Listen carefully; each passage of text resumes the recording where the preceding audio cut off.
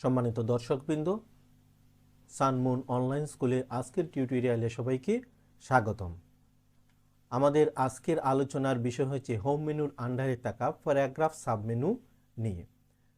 Part 3তে আমরা font submenu নিয়ে আলোচনা করেছিলাম। আপনারা যারা যথাসময়ে দেখতে পারেননি তারা চাইলে উপরের আই বাটনে দেওয়া লিঙ্কে ক্লিক করে ক্লাসটি দেখে নিতে পারেন। তো পার্ট 4-এ আমরা প্যারাগ্রাফ সাবমেনু নিয়ে আলোচনা। আশা রাখি পরবর্তী কয়েকটি মিনিট ধৈর্য ধরে আমাদের সাথে থাকবেন। এবার চলেন আমরা কম্পিউটার স্ক্রিনে চলে যাই। আমরা কম্পিউটার স্ক্রিনে চলে আসলাম। এবার আমরা মাইক্রোসফট পাওয়ারপয়েন্ট অফিস অ্যাপ্লিকেশনটি ওপেন করার জন্য মাউসের রাইট বাটন ক্লিক করব। ক্লিক করে এই নিউ থেকে মাইক্রোসফট পাওয়ারপয়েন্ট প্রেজেন্টেশনে ক্লিক করব। ক্লিক করার সাথে সাথে আমরা দেখতে পাচ্ছি নিউ মাইক্রোসফট পাওয়ারপয়েন্ট প্রেজেন্টেশন নামে একটি ফাইল ওপেন হয়েছে। এবার এটিকে আমরা রিনেম করে লিখব CLASS ক্লাস 04, অর্থাৎ আজকে আমাদের শুরু হচ্ছে চতুর্থ ক্লাস। এবার আমরা ফাইলের উপর আমরা মাউসের লেফট কিতে ডাবল ক্লিক করলে আমাদের পাওয়ার পয়েন্ট প্রেজেন্টেশন প্রোগ্রামটি ওপেন হয়ে যাবে। গত ক্লাসে আমরা আলোচনা করেছিলাম ফন্ট নিয়ে, তারই ধারাবাহিকতায় আজ আমরা আলোচনা করব প্যারাগ্রাফ সাবমেনু নিয়ে। তো এই প্যারাগ্রাফ সাবমেনুর আন্ডারে কি কি অপশন আছে আমরা সে সম্পর্কে পরিচিত হয়ে নিই। প্রথমত এখানে আছে align text left, centre, align text right, justify, তারপর হচ্ছে বুলেট, তারপর হচ্ছে নাম্বারিং, তারপর হচ্ছে decrease list level, increase list level, তারপর হচ্ছে লাইন স্পেচিং, তারপর হচ্ছে টেক্সট ডিউরেশন, তারপর হচ্ছে অ্যালাইন টেক্সট, লাস্ট হচ্ছে কনভার্ট টু স্মার্ট আর্ট। তো আজ যেহেতু আমাদের প্যারাগ্রাফ নিয়ে আলোচনা, আমরা প্রথমেই একটি প্যারাগ্রাফ এখানে নিয়ে আসব। তো প্রথমত আমি এই বক্সটিকে একটু উপরে তুলে নিচ্ছি এবং এখানে একটি হেডলাইন আমরা দিয়ে দিব। হেডলাইনটি দিচ্ছি সানমুন অনলাইন স্কুল। এই সানমুন অনলাইন স্কুলকে আমরা Ctrl+C চেপে কপি করলাম এবং এখানে নিয়ে এসে আমরা Ctrl+V চেপে পেস্ট করে দিব।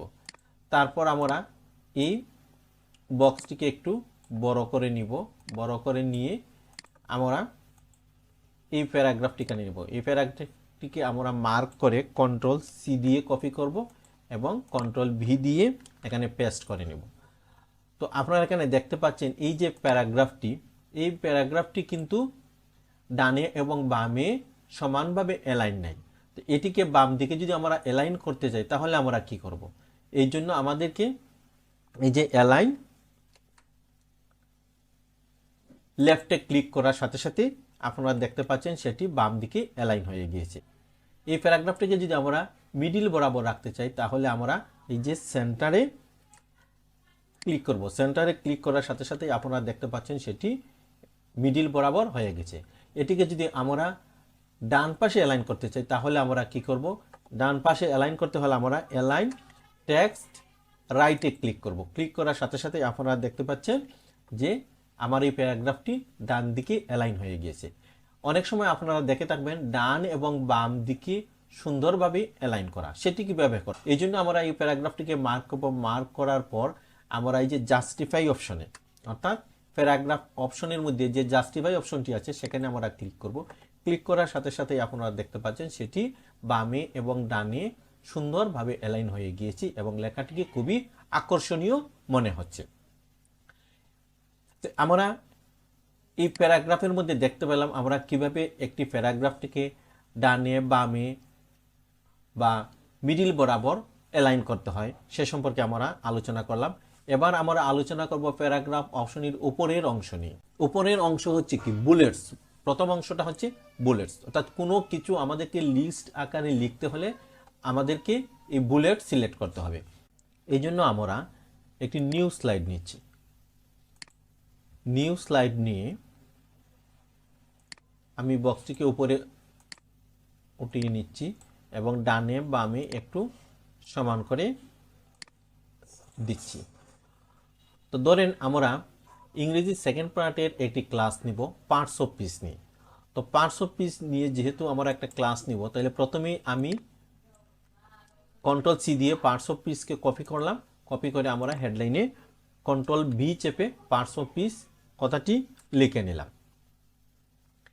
এবার এখানে আমরা এই পার্টস অফ পিস নিয়ে যেহেতু আলোচনা করব, তাহলে পার্টস অফ পিস কত প্রকার? পার্টস অফ পিস হচ্ছে 8 প্রকার।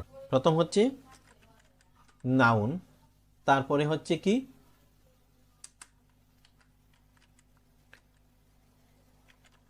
প্রোনাউন, তারপরে হচ্ছে VER, ভার্ব। এখানে আপনারা দেখতে পাচ্ছেন যে নাউন, প্রোনাউন, ভার্ব এটি একই লাইনে চলে আসছে, কিন্তু আমরা একই লাইনে চাচ্ছি না, আমরা চাচ্ছি সেটাকে লিস্ট আকারে লিখবো। তো লিস্ট আকারে লিখতে হলে আমরা কি লিখবো? যে নাউনের পরে যদি আমরা একটি এন্টার দিই সেটা কিন্তু নিচে চলে আসছে, আবার যদি ভার্বের পরে আরও একটি এন্টার দিই সেটা নিচে চলে আসছে। কিন্তু আমরা দেখতে পাচ্ছি কি এটা নাউন, প্রোনাউন এবং ভার্ব এটা কিন্তু ডানে বা বামে অ্যালাইন করা নয়। তো ডানে বা বামে অ্যালাইন করতে হলে আমরা কি করব? এই সম্পূর্ণটিকে মার্ক করব যে অ্যালাইন লেফট, এখানে আমরা ক্লিক করলেই সেটি বাম দিকে অ্যালাইন হয়ে যাবে।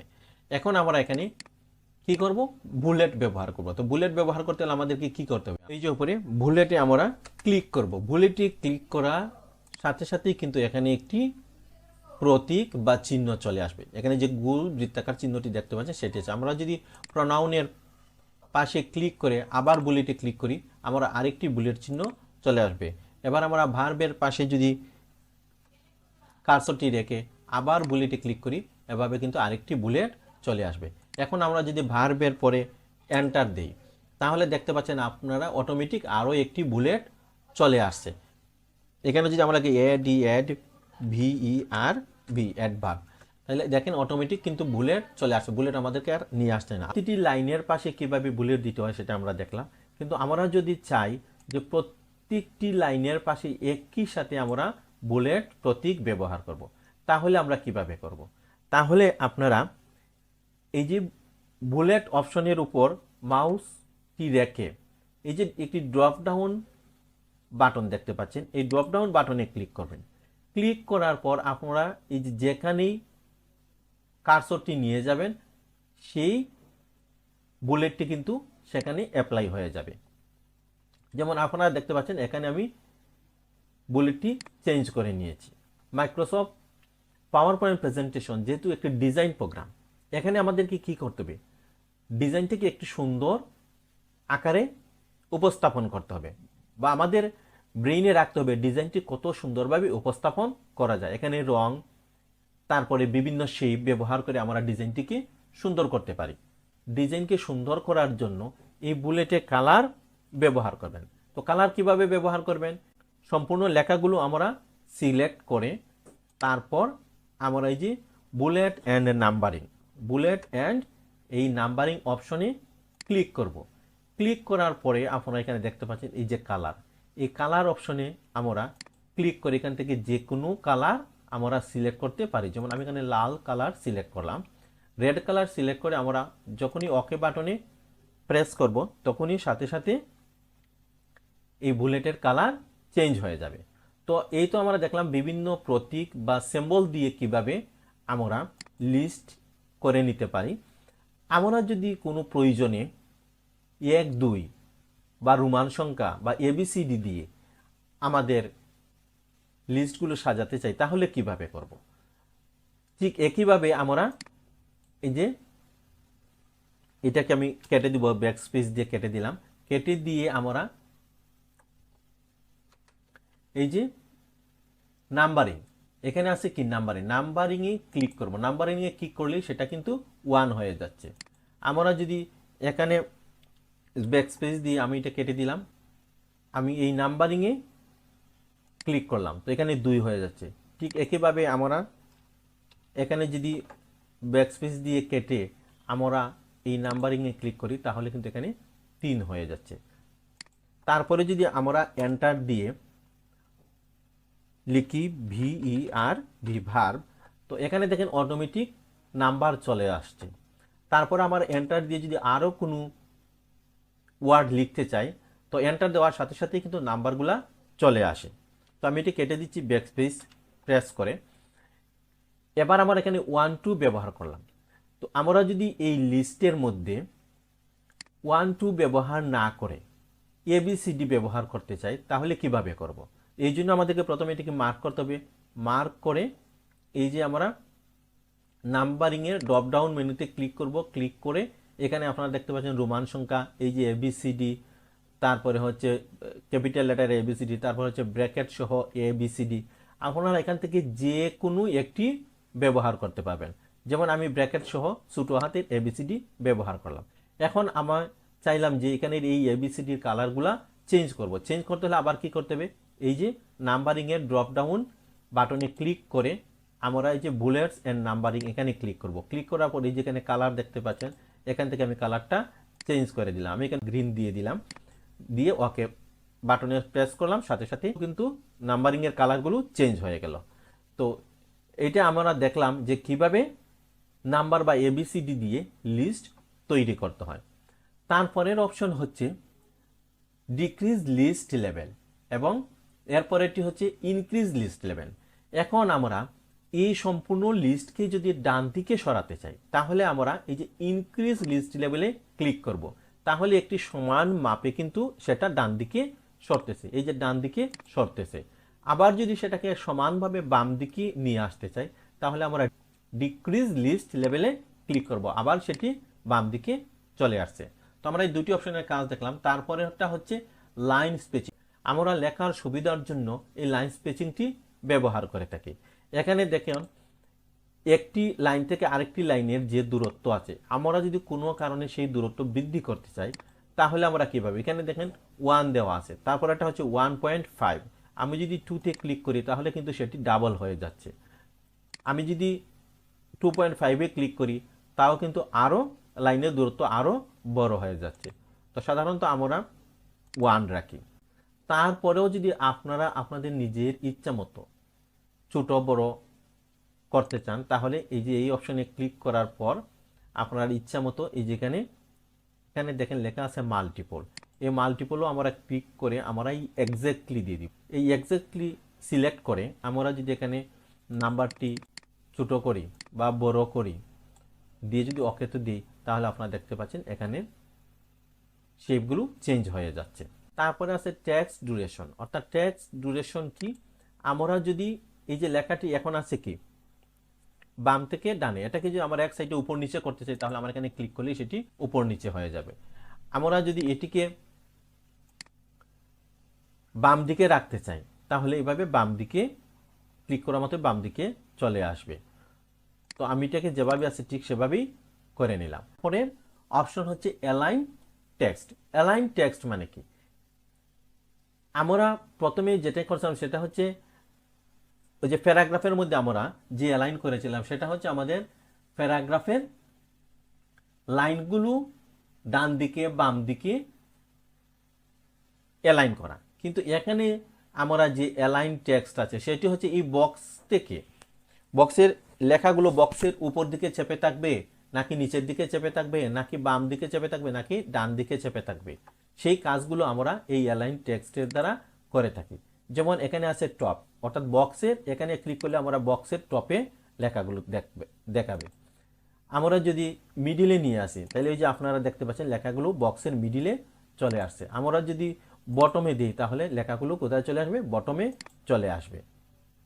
এভাবে এখান থেকে টোটাল প্যারাগ্রাফটিকে আমরা অ্যালাইন করতে পারি। তারপরের কাজ হচ্ছে কনভার্ট টু স্মার্ট আর্ট। তো কনভার্ট টু স্মার্ট আর্ট এই অপশনটি নিয়ে পরবর্তীতে আমার আরও বিস্তারিত আলোচনা আসবে, এটি অনেক বিশাল আলোচনা। তো হালকা একটি ধারণা আপনাদেরকে দিয়ে দিই। তো স্মার্ট আর্টে ক্লিক করে আমি এখান থেকে যে কোনো একটি অপশন নিলাম, যেমন আমি এই অপশনটি সিলেক্ট করলাম। এখন এই অপশনটি সিলেক্ট করার সাথে সাথে আপনারা দেখেন আমার আগে কি লিখেছিলাম, নাউন, প্রনাউন, অ্যাডজেক্টিভ, ভার্ব। অর্থাৎ এইভাবে আমরা এটিকে সুন্দর করে ডিজাইন করার জন্য আমরা স্মার্ট আর্ট ব্যবহার করতে পারি। তো সব কর্পোরেশন কিছু ডিজাইন তারা অলরেডি করে দিয়েছে, খুব সহজে আমরা সেগুলো অ্যাপ্লাই করে আমাদের ডিজাইনটিকে আরও বিউটিফুল করতে পারি। তো এখানে দেখেন আপনারা এই যে এখানে ক্লিক করে আমরা যে কোনো ছবি নিয়ে আসতে পারি। যেমন আমি আমার কম্পিউটার থেকে আমি এই ছবিটি এখানে নিয়ে আসলাম। দেখেন আপনারা কি সুন্দর, আপনারা অটোমেটিক সেখানে ছবিটি সেট হয়ে গেছে। আমি এখানে ক্লিক করে এই লোগোটি নিয়ে আসলাম, এখানে দেখেন কত সুন্দর অটোমেটিক লোগোটি সেট হয়ে গেছে। এখানে আমি চাইলে আরেকটি ছবি নিয়ে আসতে পারি। ছবিটিও কত সুন্দর হয়ে গেছে।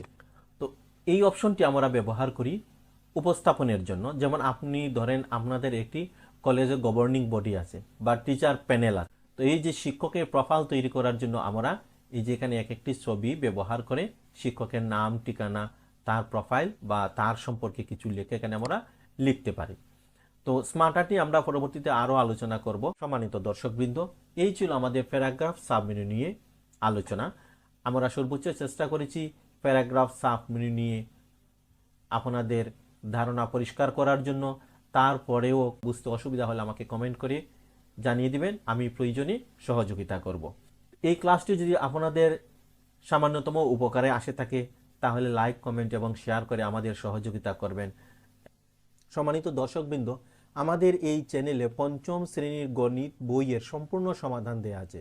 চাইলে আপনাদের সন্তানদের জন্য এই ক্লাসগুলো দেখে নিতে পারেন।